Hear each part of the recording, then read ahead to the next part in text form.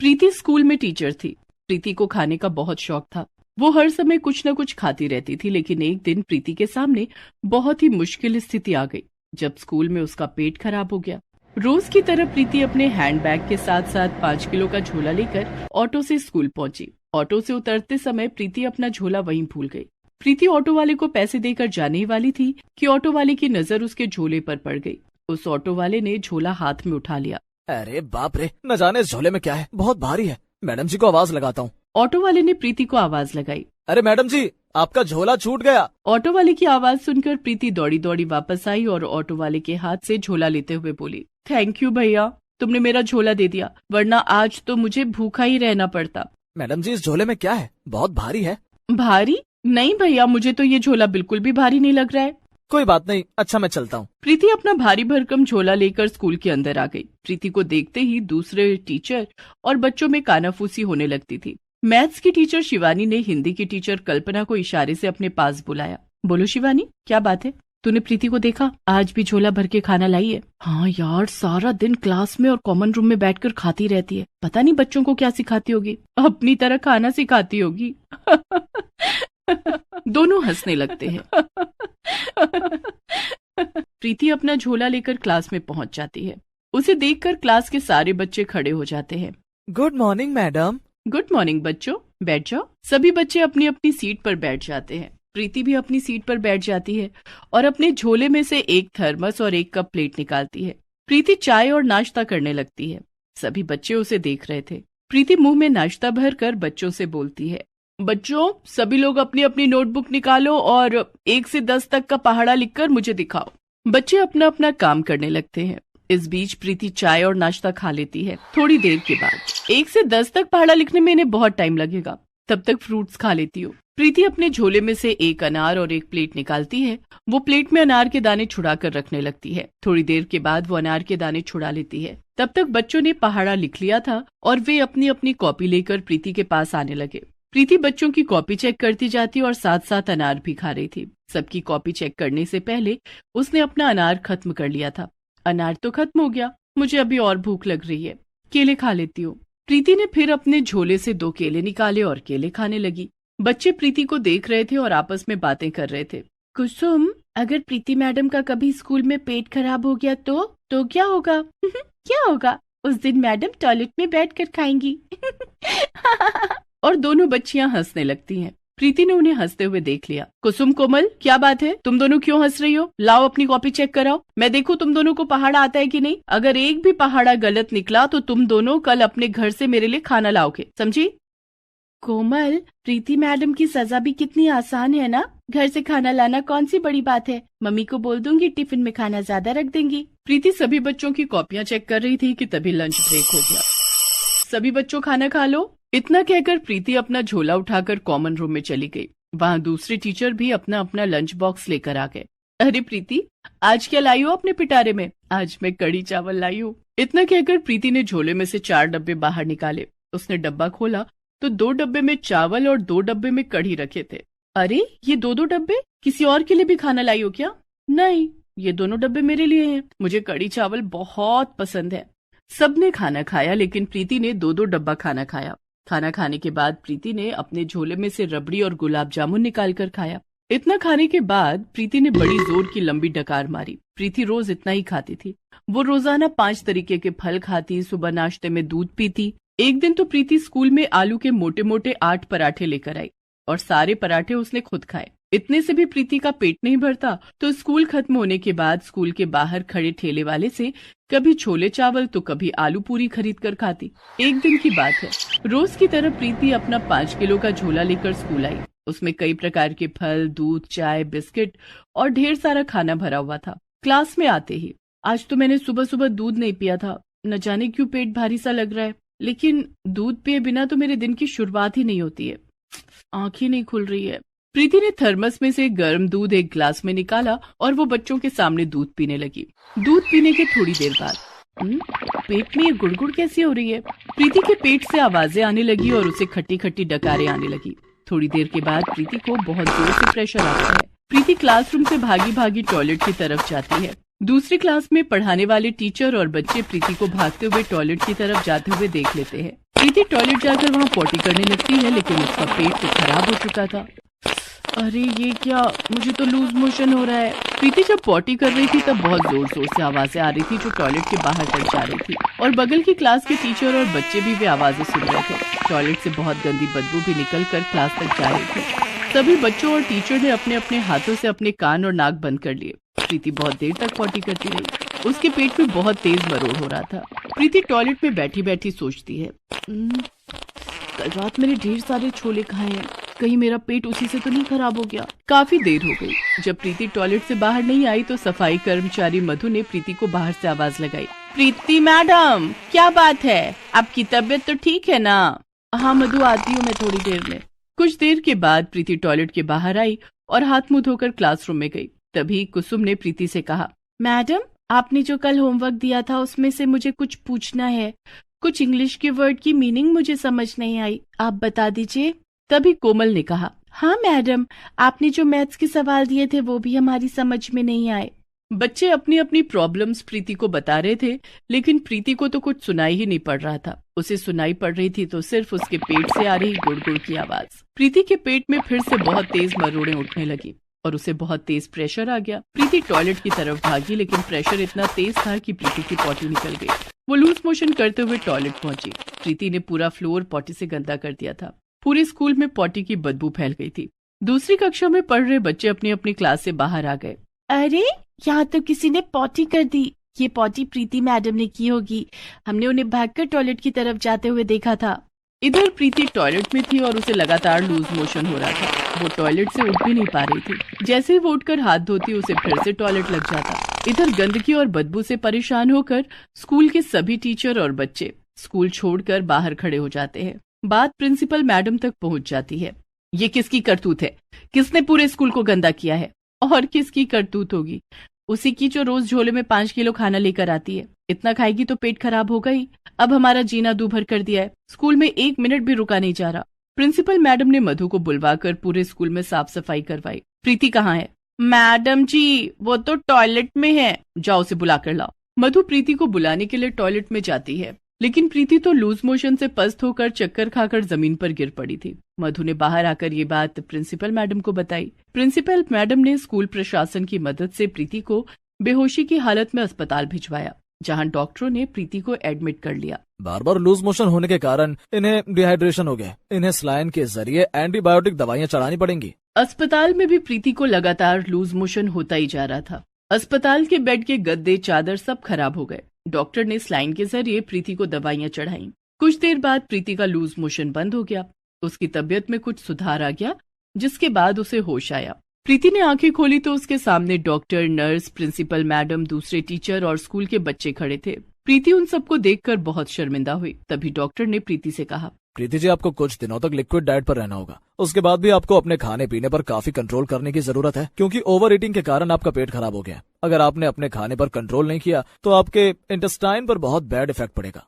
Doctor साहब, अब मैं बहुत लिमिटेड खाना खाऊंगी और बहुत हल्का खाना खाऊंगी। मेरी वजह से आज पूरे स्कूल को परेशानी हुई है, इसलिए मैं वादा करती हूँ कि अब मैं खाना उतना ही खाऊंगी जितने की जरूरत हो। उसके बाद प्रीति ने प्रिंसिपल मैडम, स्कूल की सभी टीचर और बच्चों से माफी मांगते हुए कहा, मैडम, मेरी वजह से आप सभी को परेशानी हुई है। हो सके तो आप सभी मुझे माफ कर दें। मैंने कभी बच्चों की पढ़ाई पर ध्यान नहीं दिया। मेरा ध्यान हमेशा खाने पर ही रहता था, जिसके कारण आज मुझे अस्पताल आना पड़ा। कोई बात नहीं प्रीति, तुम्हें अपनी गलती का एहसास हो गया, इतना काफी है। हमें उम्मीद है कि अब तुम अपनी सेहत पर ध्यान दोगी, क्योंकि सेहत ज्यादा खाने से नहीं बनती है। हमें उतना ही खाना चाहिए जितना हमारे शरीर को जरूरत हो।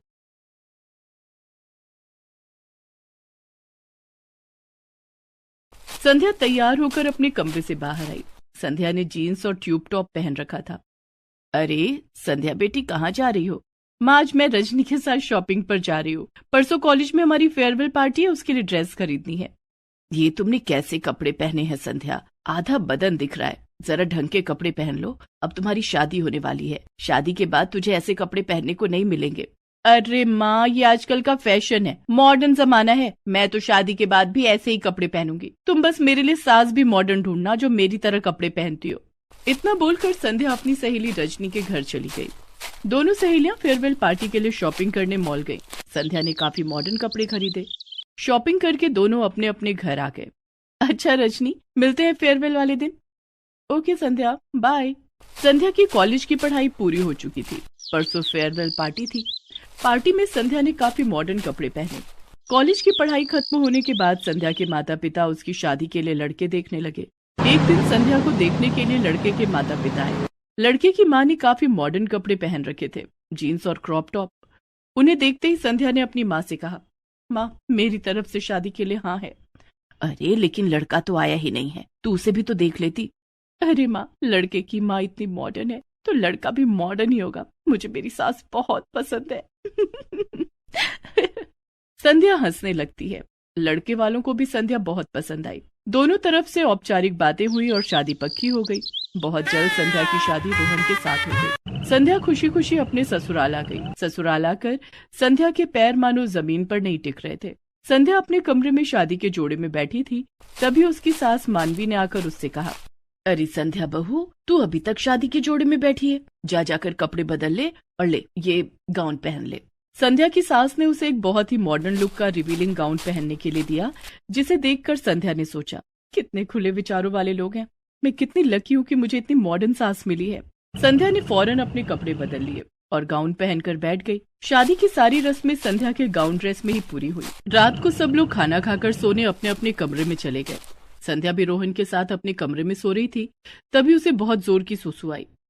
उफ, कितनी जोरों की नींद आ रही है, ऊपर से सुसु को भी अभी आना था।